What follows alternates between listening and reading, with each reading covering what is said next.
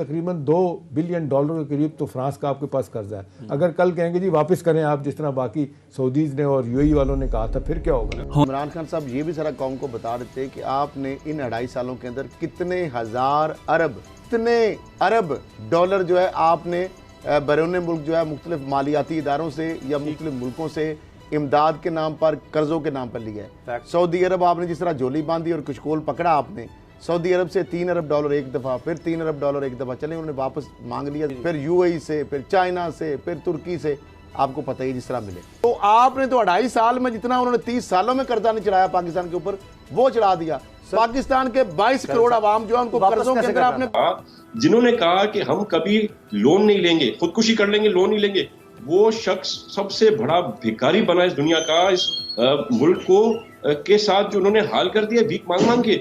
ये बात जब तक हमारी आमदनी नहीं बढ़ती तो सारी कौम को कहता हूं थोड़ा सब्र करना पड़ेगा आपको। ये इस मुल्क के मसले तब ही हल होंगे जब इमरान खान जैसे करप्ट और नाअहल सिलेक्टेड वजीर आजम से हमें निजात मिलेगी, उसके अलावा कोई हल नहीं है।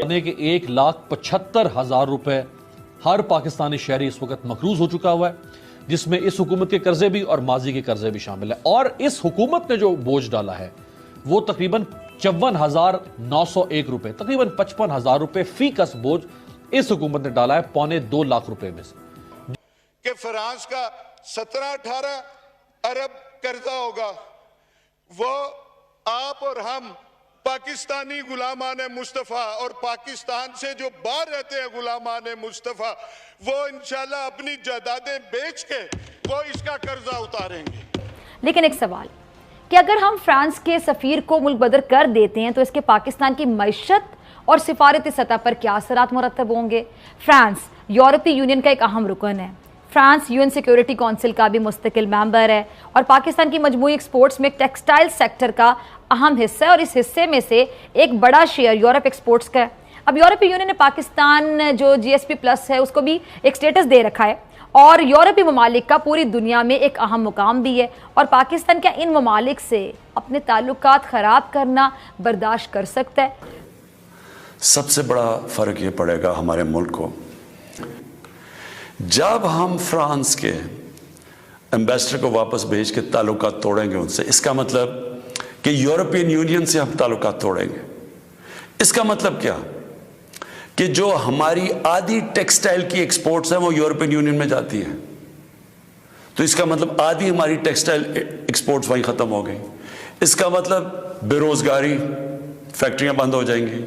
और उसके आगे क्योंकि आधी हमारी मेन एक्सपोर्ट टेक्सटाइल है, जब टेक्सटाइल आधी रह जाएगी एक्सपोर्ट, हमारे रुपए के ऊपर प्रेशर पड़ेगा, रुपया गिरेगा, महंगाई बढ़ेगी, गुर्बत बढ़ेगी, तो नुकसान हमें होगा, फ्रांस को कोई नुकसान नहीं होने लगा।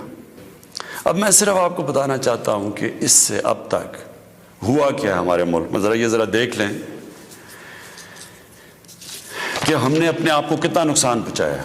अब तक 40 पुलिस की गाड़ियों को जला दिया गया, लोगों की प्राइवेट प्रॉपर्टी के ऊपर कई लाखों करोड़ों रुपए का नुकसान हुआ है, 4 पुलिस वाले शहीद हुए हैं, 800 से ज्यादा पुलिस वाले जख्मी हुए हैं। पहले दिन जब शुरू हुआ तो तकरीबन 100 सड़कें ब्लॉक कर दी। उससे जो आवाम को नुकसान हुआ, उससे कई जो ऑक्सीजन के सिलेंडर्स नहीं जा रहे थे, बेचारे जो कोरोना के मरीज हैं, उनमें अमवात हुई।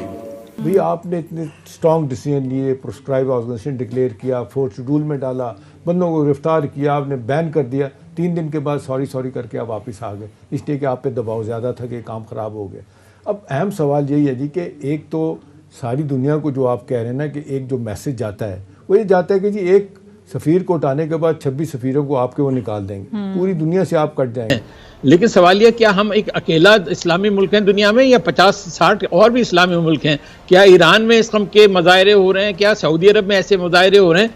एक ले दे के सिर्फ पाकिस्तान के अंदर ये हो रहा है। और भला आप देखिए कि उनसे आप ये कह सकते हैं कि फ्रांस से कहो कि माजरत करे या इस कम की बात करे, वो कहते हैं नहीं, फ्रांस के साथ ताल्लुकात ख़त्म कर लो। उसका नतीजा क्या है? एक तो फ्रांस बताते खुद बड़ा एक अहम मुल्क है, हमेशा से उसकी एक असर रसूख रहा है, पाकिस्तान को एड भी देता रहा है, पाकिस्तान का बड़ा बायर है, तो पहले तो आप फ्रांस की अहमियत के खिलाफ एक बात कर रहे हैं, दूसरे फ्रांस EU का मेंबर होने की हैसियत से वहाँ पे भी बड़ा असर रसूख रखता है, बल्कि EU बनाई जो है उसके जो बनाने वालों में फ्रांस शामिल है।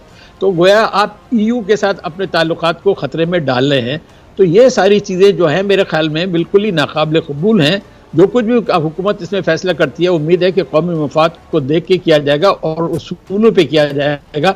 अगर आपने कॉम्प्रोमाइज़ कर लिया, इस तरह के मॉब ने प्रेशर डाला कि ये फैसला करो और ये पॉलिसी बनाओ, तो फिर आपने एक खतरनाक रवायत कायम कर देंगे। आइंदा भी जाके मुल्क को बड़ा शदीद नुकसान उठाना पड़ेगा।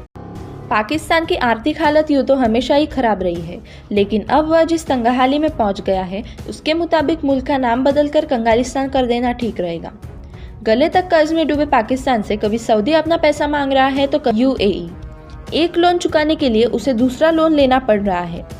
हालत इतने खराब हो गए हैं कि नया पाकिस्तान बनाने के वाद के साथ सत्ता में आए इमरान खान ने कबूल किया है कि मुल्क अब और कर्ज लेने की स्थिति में नहीं रह गया है। पाकिस्तान में पेट्रोलियम उत्पादों की कीमत बढ़ाए जाने के बाद इमरान खान ने कहा है कि तेल की कीमतों में इजाफा का बोझ ग्राहकों पर इसलिए डालना पड़ा ताकि देश को और अधिक कर्ज के बोझ से बचाया जा सके। इमरान खान ने यह भी स्वीकार किया कि उनके कार्यालय में पाकिस्तानी करेंसी की वैल्यू बहुत घट गई है। इमरान खान ने कहा कि रुपए के वैल्यू में गिरावट की वजह से पेट्रोलियम उत्पादों, दालों, घी और आयात की जाने वाली अन्य वस्तुएं महंगी हो गई है। इमरान ने कहा मौजूदा सरकार में डॉलर की वैल्यू 107 रुपए से बढ़कर 160 रुपए हो गई है। इससे भी कीमतें बढ़ी है। पाकिस्तान को कर्ज की वजह से अंतर्राष्ट्रीय स्तर पर बार बार जिलात का सामना करना पड़ रहा है। हाल ही में मलेशिया में लीज पर लिए गए उसके एक विमान को किराया नहीं चुकाने की वजह जब्त कर लिया गया है। हाल ही में सऊदी अरब ने उससे कर्ज वापस मांग लिया तो चीन से उधार लेकर चुकाना पड़ा। अब UAE भी जल्दी लोन चुकाने को कह रहा है। पाकिस्तान की हालत इतनी खराब है कि जनता की जान बचाने के लिए वह कोरोना वैक्सीन नहीं खरीद पा रहे हैं। वह कोवैक्स प्रोग्राम के तहत 20% आबादी के लिए मुफ्त वैक्सीन की आस में बैठा है। तो इस बीच चीन के सामने भी उसने हाथ फैला दिया, लेकिन ड्रैगन ने भी उसकी बेइज्जती का मौका नहीं छोड़ा और केवल 5 लाख डोज देकर टरका दिया। इमरान खान पाकिस्तान की तकदीर बदलने के वादे के साथ सत्ता में आए थे, लेकिन उन्होंने देश के माथे पर कर्ज का बोझ ही बढ़ाया।